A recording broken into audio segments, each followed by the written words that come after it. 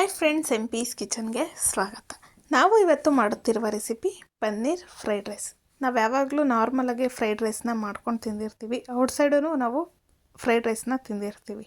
ಆದರೆ ಒಂದು ಸರ್ತಿ ಮನೆಯಲ್ಲೇ ಪನ್ನೀರ್ ಫ್ರೈಡ್ ರೈಸ್ನ ಟ್ರೈ ಮಾಡಿ. ತುಂಬಾ ಟೇಸ್ಟಿಯಾಗಿರುತ್ತೆ. ಯಾವಾಗಲೂ ಇಷ್ಟಪಟ್ಟು ತಿಂತಾರೆ ಮನೆಯಲ್ಲೆಲ್ಲರೂ. ಹಾಗಿದೆ, ನಮ್ಮ ವಿಡಿಯೋ ನೋಡೋದಕ್ಕಿಂತ ಮುಂಚೆ ಪ್ಲೀಸ್ ನಮ್ಮ ಚಾನಲ್ನ ಸಬ್ಸ್ಕ್ರೈಬ್ ಮಾಡಿ, ಸಪೋರ್ಟ್ ಮಾಡಿ, ಲೈಕ್ ಮಾಡಿ, ಶೇರ್ ಮಾಡಿ, ಪಕ್ಕದಲ್ಲೇ ಕಾಣೋ ಬೆಲ್ ಲೈಕ್ ಮೇಲೆ ಕ್ಲಿಕ್ ಮಾಡಿ. ಹಾಗಿದ್ರೆ ಪನ್ನೀರ್ ಫ್ರೈಡ್ ರೈಸ್ ಮಾಡೋ ವಿಧಾನ ಹೇಗೆ ನೋಡೋಣ ಬನ್ನಿ. ನಾನಿಲ್ಲಿ ಒಂದು ಪ್ಯಾನ್ ತಗೊಂಡಿದ್ದೀನಿ. ಪ್ಯಾನ್ ಬಿಸಿಯಾಗಿದೆ. ಅದಕ್ಕೆ 1-2 ಟೇಬಲ್ ಸ್ಪೂನ್ ಆಗೋಷ್ಟು ಆಯಿಲ್ನ ಆ್ಯಡ್ ಮಾಡ್ಕೊತಾ ಇದ್ದೀನಿ. ಈಗ ಆಯಿಲೆಲ್ಲ ಬಿಸಿಯಾಗಿದೆ. ಇದಕ್ಕೆ ನಾನು ಕಟ್ ಮಾಡ್ಕೊಂಡಿದ್ದಂಥ ಪನ್ನೀರನ್ನ ಸೇರಿಸ್ಕೊತಾ ಇದ್ದೀನಿ. ನಾನಿಲ್ಲಿ ಕ್ಯೂಬ್ಸ್ ಆಗಿ ಕಟ್ ಮಾಡಿ ಇಟ್ಕೊಂಡಿರೋ ಅಂಥದ್ದು. ನಿಮಗೆ ಯಾವ ಶೇಪಲ್ಲಿ ಬೇಕೋ ಆ ಶೇಪಲ್ಲಿ ಕಟ್ ಮಾಡ್ಕೋಬೋದು.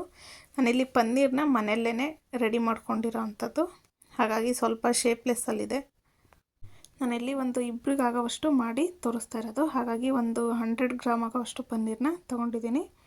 ಇದಕ್ಕೆ ಸ್ವಲ್ಪ ಸಾಲ್ಟನ್ನ ಸೇರಿಸ್ಕೊತಾ ಇದ್ದೀನಿ. ಹಾಗೆ ಅಚ್ಚ ಖಾರದ ಪುಡಿ, ಹಾಗೆ ಸ್ವಲ್ಪ ಪೆಪ್ಪರ್ ಪೌಡ್ರನ್ನ ಸೇರಿಸ್ಕೊತಾ ಇದ್ದೀವಿ. ನಾವು ಪೆಪ್ಪರ್ ಪೌಡ್ರ್ ಹಾಕೋದ್ರಿಂದ ತುಂಬಾ ಟೇಸ್ಟಿಯಾಗಿರುತ್ತೆ ಪನ್ನೀರು ತಿನ್ನಬೇಕಾದ್ರೆ. ಅದಕ್ಕೋಸ್ಕರ ಈಗ ಇದನ್ನು ಮಿಕ್ಸ್ ಮಾಡ್ಕೊಳ್ಳೋಣ. ನಾವು ಹಾಕಿರೋ ಉಪ್ಪು ಖಾರ ಎಲ್ಲ ಚೆನ್ನಾಗಿ ಹೊಂದಬೇಕು. ಆ ರೀತಿ ನಾವು ಮಿಕ್ಸ್ ಮಾಡ್ಕೋಬೇಕಾಗುತ್ತೆ. ನಾವು ಈ ರೀತಿ ಪನ್ನೀರನ್ನ ಫಸ್ಟ್ಗೆ ಫ್ರೈ ಮಾಡಿಕೊಂಡು ಸೇರಿಸ್ಕೊಳ್ಳೋದ್ರಿಂದ ತುಂಬಾ ಟೇಸ್ಟಿಯಾಗಿರುತ್ತೆ. ತಿನ್ನಬೇಕಾದ್ರೆ ಎಲ್ಲ ನಮಗೆ ಪನ್ನೀರಿಗೆ ಉಪ್ಪು ಖಾರ ಹೊಂದಿರುತ್ತೆ. ಅದಕ್ಕೋಸ್ಕರ ನಾವು ಫಸ್ಟೇ ಪನ್ನೀರನ್ನ ಚೆನ್ನಾಗಿ ಈ ರೀತಿ ಫ್ರೈ ಮಾಡಿಕೊಂಡು ಇಟ್ಕೋಬೇಕಾಗುತ್ತೆ. ನೋಡಿ, ಈ ರೀತಿ ನಾವು ಹೈ ಫ್ಲೇಮ್ ಇಡಬಾರ್ದು, ಬೇಗ ತಳ ಹಿಡಿದ್ಬಿಡುತ್ತೆ. ಅದಕ್ಕೋಸ್ಕರ ಲೋ ಫ್ಲೇಮಲ್ಲೇ ಇದನ್ನು ಪನ್ನೀರನ್ನ ಚೆನ್ನಾಗಿ ಫ್ರೈ ಮಾಡ್ಕೋಬೇಕು. ಈಗ ರೆಡಿಯಾಗಿದೆ. ಇದನ್ನು ಒಂದು ಪ್ಯಾನಿಗೆ ಶಿಫ್ಟ್ ಮಾಡ್ಕೊಳ್ಳೋಣ. ನೆಕ್ಸ್ಟು ನಾನು ಅದೇ ಪ್ಯಾನಿಗೆ ಮತ್ತೆ ಒಂದು 4-5 ಟೇಬಲ್ ಸ್ಪೂನ್ ಆಗೋವಷ್ಟು ಆಯಿಲ್ನ ಸೇರಿಸ್ಕೊತಾ ಇದ್ದೀನಿ. ನಾವು ಸ್ವಲ್ಪ ಆಯಿಲ್ನ ಜಾಸ್ತಿನೇ ಸೇರಿಸ್ಕೋಬೇಕಾಗುತ್ತೆ. ಯಾಕೆಂದರೆ ನಾವು ತರಕಾರಿ ಎಲ್ಲ ಆಯಿಲಲ್ಲೇ ಫ್ರೈ ಮಾಡ್ಕೋಬೇಕಾಗಿರುತ್ತೆ. ಅದಕ್ಕೋಸ್ಕರ ಈಗ ಆಯಿಲೆಲ್ಲ ಬಿಸಿಯಾಗಿದೆ. ಅದಕ್ಕೆ ಕಟ್ ಮಾಡಿ ಇಟ್ಕೊಂಡಿದ್ದಂಥ ಈರುಳ್ಳಿನ ಸೇರಿಸ್ಕೊತಾ ಇದ್ದೀನಿ. ನಿಮಗೆ ಇಷ್ಟಪಡೋದಾದರೆ ಈರುಳ್ಳಿ ಸ್ವಲ್ಪ ಜಾಸ್ತಿನೇ ಸೇರಿಸ್ಕೋಬೋದು. ನಾನಿಲ್ಲಿ ಮೀಡಿಯಮಾಗೆ ಸೇರಿಸ್ಕೊಂಡು ಮಾಡ್ಕೋತಾ ಇರೋದು. ನೀವು ಜಾಸ್ತಿ ಜನಕ್ಕೆಲ್ಲ ಮಾಡ್ಕೊಳ್ಳೋದಾದರೆ ಕ್ವಾಂಟಿಟಿ ಡಬಲ್ ಮಾಡ್ಕೊಳ್ಳಿ. ನೋಡಿ, ಈಗ ಈರುಳ್ಳಿ ಎಲ್ಲ ಹಸಿ ವಾಸನೆ ಹೋಗಬೇಕು, ಚೆನ್ನಾಗಿ ಫ್ರೈ ಆಗಬೇಕು. ಆ ರೀತಿ ನಾವು ಫ್ರೈ ಮಾಡ್ಕೊಳ್ಳೋಣ. ಈಗ ಫ್ರೈ ಆಗಿದೆ ಆನಿಯನ್ ಎಲ್ಲ.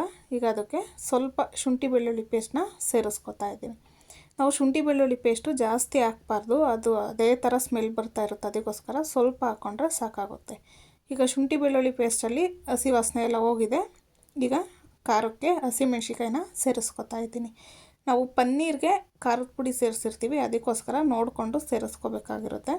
ಮಕ್ಕಳಿಗೆಲ್ಲ ಕೊಡೋದಾದರೆ ಸಣ್ಣ ಸಣ್ಣಗೆ ಕಟ್ ಮಾಡ್ಕೋಬೇಡಿ. ಈ ರೀತಿ ಉದ್ದುದ್ದಕ್ಕೆ ಕಟ್ ಮಾಡಿ ಸೇರಿಸ್ಕೊಳ್ಳಿ. ಮಕ್ಕಳು ಇಲ್ಲಾಂದರೆ ಬೀನ್ಸ್ ಅಂತ ಅಂದ್ಕೊಂಡು ತಿಂದುಬಿಡ್ತಾರೆ, ಖಾರ ಆಗುತ್ತೆ. ಅದಕ್ಕೋಸ್ಕರ ಈಗ ಹಸಿಮೆಣ್ಸಿಕಾಯಿನೂ ಎಲ್ಲ ಚೆನ್ನಾಗಿ ಫ್ರೈ ಆಗಬೇಕು. ಆ ರೀತಿ ನಾವು ಫ್ರೈ ಮಾಡ್ಕೋಬೇಕಾಗುತ್ತೆ.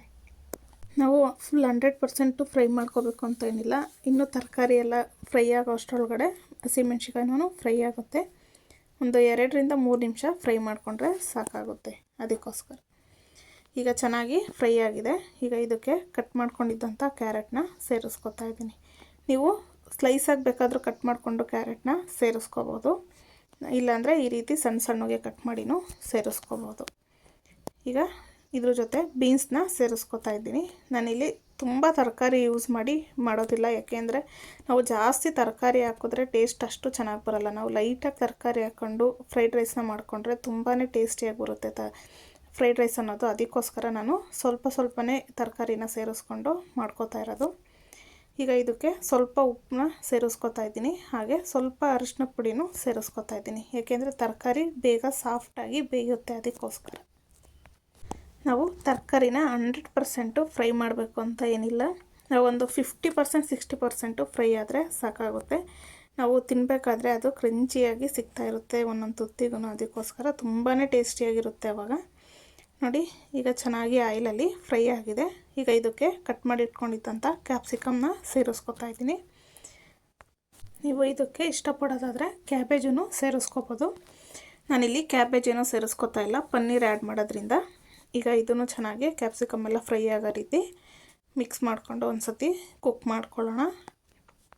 ನಾವು ಲಂಚ್ ಬಾಕ್ಸಿಗೆಲ್ಲ ಈ ರೀತಿ ಮಾಡಿಟ್ಕೊಂಡ್ರೆ ತುಂಬಾ ಚೆನ್ನಾಗಿರುತ್ತೆ, ಡಿಫ್ರೆಂಟಾಗಿರುತ್ತೆ. ಅದಕ್ಕೋಸ್ಕರ ಈಗ ಇದೆಲ್ಲ ಚೆನ್ನಾಗಿ ಫ್ರೈ ಆಗಿದೆ. ಈಗ ನಾನು ರೈಸ್ನ ಸೇರಿಸ್ಕೊತಾ ಇದ್ದೀನಿ. ಈಗ ಇದಕ್ಕೆ ನಾನು ಸ್ವಲ್ಪ ಧನಿಯಾ ಪುಡಿನ ಸೇರಿಸ್ಕೊತಾ ಇದ್ದೀನಿ. ನಾವು ಈ ರೀತಿ ಉದ್ದುದ್ರಾಗೆ ರೈಸ್ನ ಮಾಡ್ಕೋಬೇಕಾಗುತ್ತೆ, ಇವಾಗ ತುಂಬ ಚೆನ್ನಾಗಿ ಬರುತ್ತೆ. ಹಾಗೆ ಸ್ವಲ್ಪ ಜೀರಿಗೆ ಪುಡಿ, ನಾವು ತುಂಬ ಸೇರಿಸ್ಕೋಬಾರ್ದು, ಒಂದು ಚಿಟಿಕೆ ಆಗೋವಷ್ಟು ಜೀರಿಗೆ ಪುಡಿನ ಸೇರಿಸ್ಕೋಬೇಕಾಗುತ್ತೆ. ಹಾಗೆ ಒಂದು ಸ್ವಲ್ಪ ಗರಂ ಮಸಾಲೆನ ಸೇರಿಸ್ಕೊಳ್ಳೋಣ. ನಾವು ಜಾಸ್ತಿ ಹಾಕಿದ್ರೆ ಅದೇ ಸ್ಮೆಲ್ ಥರ ಅನಿಸುತ್ತೆ, ಅದಕ್ಕೋಸ್ಕರ ಈಗ ಒಂದು 1/4 ಟೀ ಸ್ಪೂನ್ ಆಗೋವಷ್ಟು ಪೆಪ್ಪರ್ ಪೌಡ್ರ ಸೇರಿಸ್ಕೊತಾ ಇದ್ದೀನಿ. ಹಾಗೆ ಸ್ವಲ್ಪ ಕಾಶ್ಮೀರಿ ಚಿಲ್ಲಿ ಪೌಡರ್ನ ಸೇರಿಸ್ಕೊಂಡಿದ್ದೀನಿ ಕಲ್ಲರ್ಗೋಸ್ಕರ. ಈಗ ಇದನ್ನೆಲ್ಲ ಚೆನ್ನಾಗಿ ಮಿಕ್ಸ್ ಮಾಡ್ಕೊಳ್ಳೋಣ. ಈಗ ಇದೆಲ್ಲ ಚೆನ್ನಾಗಿ ಹೊಂದಬೇಕು, ಆ ರೀತಿ ನಾವು ಮಿಕ್ಸ್ ಮಾಡ್ಕೋಬೇಕಾಗುತ್ತೆ. ನಾವು ಇದನ್ನೇ ಬಾಸುಮತಿ ರೈಸಲ್ಲೂ ಮಾಡ್ಕೋಬೋದು. ನಾನಿಲ್ಲಿ ಸೋನಾ ರೈಸಲ್ಲೇ ಮಾಡಿ ತೋರಿಸ್ತಾ ಇರೋದು. ಬಾಸುಮತಿ ರೈಸಲ್ಲಿ ಮಾಡಿದ್ರೆ ಇನ್ನೂ ಚೆನ್ನಾಗಿ ಬರುತ್ತೆ, ನೋಡೋದಕ್ಕೂ ಚೆನ್ನಾಗಿರುತ್ತೆ.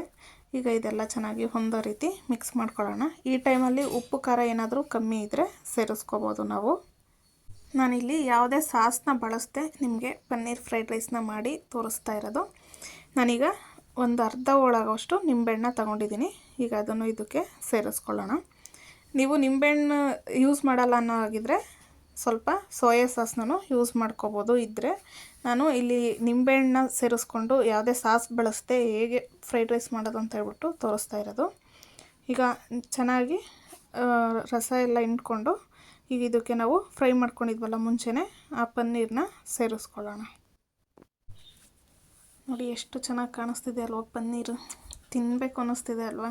ತುಂಬಾ ಟೇಸ್ಟಿಯಾಗಿರುತ್ತೆ. ಒಂದು ಸತಿ ಟ್ರೈ ಮಾಡಿ ನೀವು ಮನೇಲಿ, ತುಂಬ ಟೇಸ್ಟಿಯಾಗಿ ಬರುತ್ತೆ.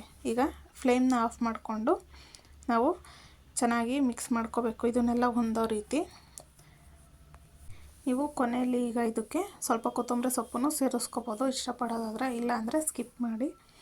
ನೋಡಿ ಈಗ ಎಲ್ಲ ಮಿಕ್ಸ್ ಆಗಿದೆ, ಎಷ್ಟು ಚೆನ್ನಾಗಿ ಬಂದಿದೆ ಅಂತ ಹೇಳ್ಬಿಟ್ಟು ನೀವು ಒಂದು ಸರ್ತಿ ಮನೆಯಲ್ಲಿ ಟ್ರೈ ಮಾಡಿ ಹೇಗೆ ಬಂತು ಎಂದು ಕಮೆಂಟ್ ಮೂಲಕ ತಿಳಿಸಿ. ಹಾಗೆ ಮತ್ತಷ್ಟು ಈಸಿ ರೆಸಿಪಿಗೋಸ್ಕರ MP's ಕಿಚನ್ನ ಫಾಲೋ ಮಾಡಿ. ಯಾರಾದರೂ ಹೊಸ್ದಾಗಿ ನಮ್ಮ ಚಾನಲ್ನ ನೋಡ್ತಾ ಇದ್ದರೆ ಈಗಲೇ ಸಬ್ಸ್ಕ್ರೈಬ್ ಆಗಿ, ಹಾಗೆ ಫ್ಯಾಮಿಲಿ ಫ್ರೆಂಡ್ಸ್ಗೂ ಶೇರ್ ಮಾಡಿ. Thank you for watching. Take care. Bye.